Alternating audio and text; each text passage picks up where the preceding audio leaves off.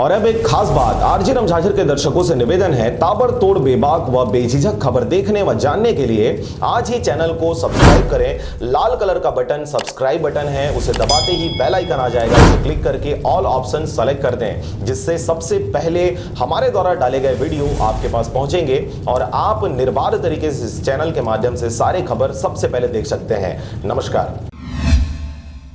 लहरों से डरकर नौका पार नहीं होती और कोशिश करने वालों की कभी हार नहीं होती। छत्तीसगढ़ एनएसयूआई के प्रदेश अध्यक्ष आकाश शर्मा के निर्देशानुसार आज मुंगेली जिला के ग्राम करही में एनएसयूआई जिला अध्यक्ष पोखराज बंजारे के नेतृत्व में छत्तीसगढ़ की पहल राजीव गांधी कक्षा कार्यक्रम का शुभारंभ किया गया और आज दूसरा दिन है।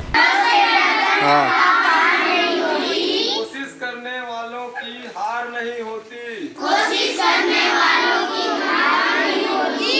नन्ही चींटी जब दाना लेकर चलती है, नन्ही चींटी जब दाना लेकर चलती है, चढ़ती दीवारों पर 100 बार फिसलती है, चढ़ती दीवारों पर 100 बार फिसलती है। कोविड-19 की इस महामारी में छात्रों के भविष्य को संवारने के लिए एनएसयूआई हर कदम पर साथ खड़ी है।